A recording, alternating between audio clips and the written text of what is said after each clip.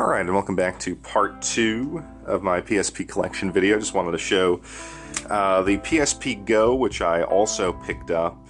Actually got as a gift.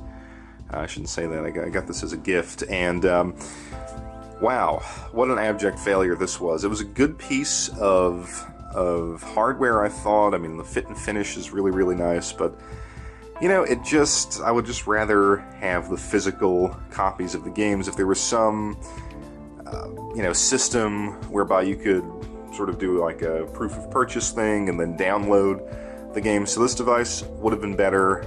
But as it stands, Sony's attempt at going all digital failed, but unique collector's item anyway to own. I only had maybe 5 or 10 games digitally for it.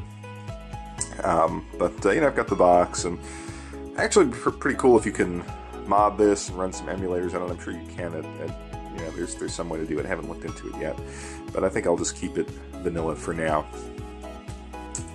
Alright, next up we have Lunar, and boy was this a terrific remake of Lunar. Of course, this game has been remade countless times, but there is just a really beauty here to the art style, to the music. Just really a masterful recreation of Lunar, so highly recommended if you have a PSP. And next up we have Ys, the Ark of Nepishtim, and I actually picked this up before the whole, I guess, Ys Renaissance that has actually been spearheaded by guys like Johnny Millennium here on YouTube. It was very cheap. I didn't play through a lot of it. I know people actually kind of like this game. I guess I have to get back into it. It didn't really pull me in the way other games in the series have pulled me in since, but something I'll have to devote some time to a little bit later on, I think. Soul Calibur. I got this, I think Mark from Classic Game Room recommended this as being one of the better PSP fighters, and it's not bad. Excuse me. I was always a Soul Calibur fan. I didn't think, however, it translated as smoothly as possible to the small screen, but it was definitely a game worth considering if you like that genre. Tekken 6, on the other hand, is a great fighter, my favorite fighter for the PSP, because I think in this case they captured that smooth fighting system, that smooth frame rate, really adapted the game down to the PSP, so it's very playable. It doesn't feel like you're getting shafted as far as the visuals or the content, even though I think they rein that in a little bit, but a really great PSP fighter.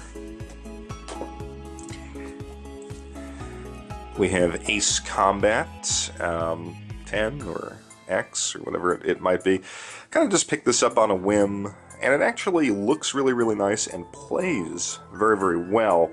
Except I always feel like I always felt like this would be a game that would benefit from a second analog stick. And if you've played it on the PlayStation 1, 2, or if you played the new one, which is really good, on the 360 or the PS3, this probably won't appeal to you, but again, really cheap, so enjoyed adding that to my collection.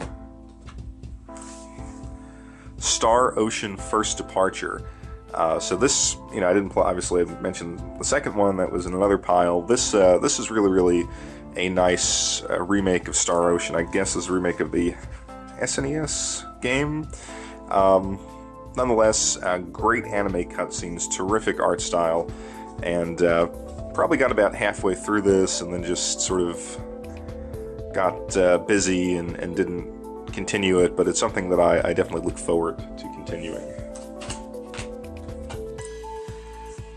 Grand Theft Auto Vice City Stories. Now, Grand Theft Auto Vice City remains my favorite Grand Theft Auto game, so I thought that, to go back to Vice City, that would be awesome.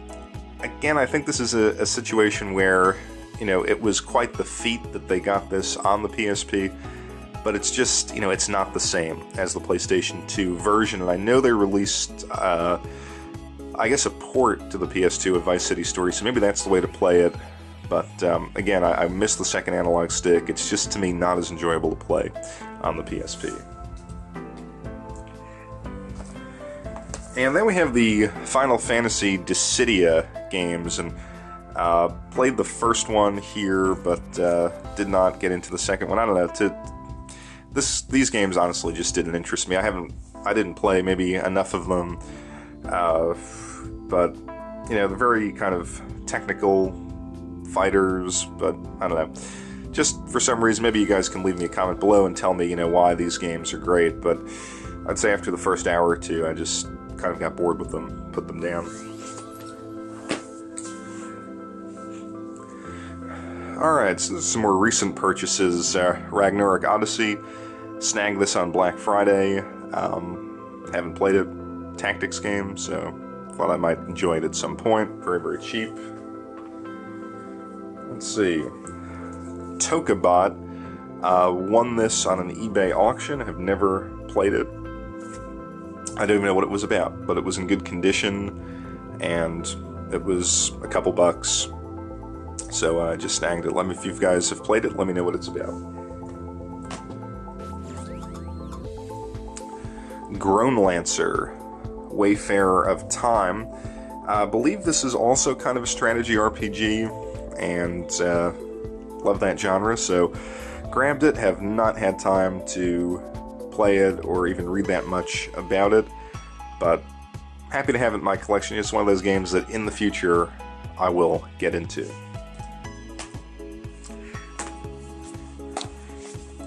So because the series is so popular in Japan, I thought I have to give Monster Hunter Freedom and Monster Hunter Freedom 2 a try, and I just did not like these games.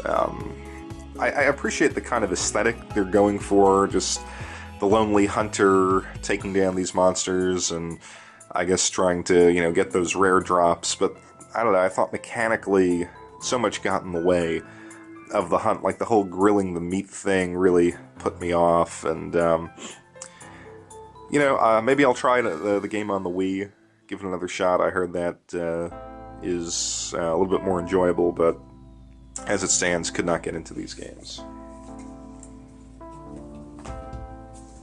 Next up is Jeanne d'Arc, obviously for the PSP, but really a terrific strategy RPG from Level 5.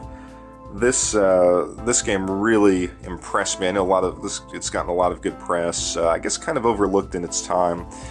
I wish I had it in slightly better condition. You can see that sticker residue. Thank you, GameStop. But yeah, I loved every aspect of this. I haven't finished it, but great art style.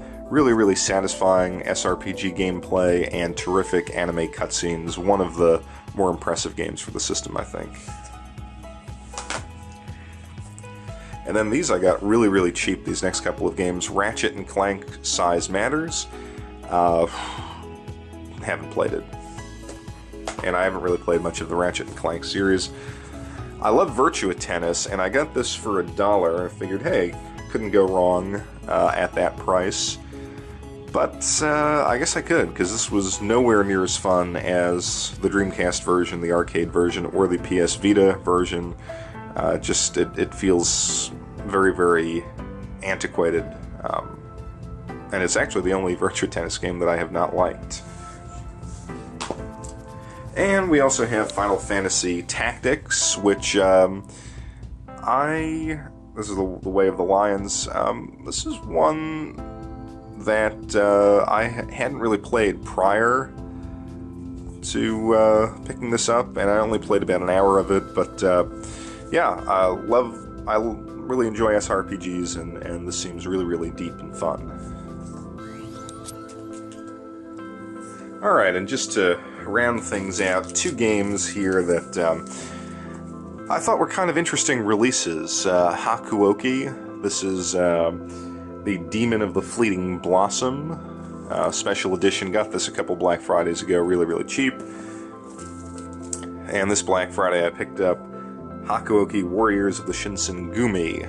And yeah, these games, I guess this comes with something, cloth or something. These games are interesting. I have to say that maybe this is, you might call this a cynical purchase. I figured, it's a unique genre to be localized, this Otome genre. I really have no desire, though, to play them. If you guys have played them, let me know. Maybe I'm totally wrong here, but yeah, I don't know. It doesn't appeal to me. The visual novel games don't necessarily appeal to me, although I did like the Attack of the Friday Monsters game. I thought that was pretty good. So, I guess there are exceptions, but yeah, I just thought, in time, maybe these will be valuable, because I can't really remember Otome visual novels being released in English anywhere. So, but yeah, let me know if these are worth playing. And then sticking with the visual novel genre, got this for my birthday this year, so we get that in focus. Sweet Fuse at Your Side.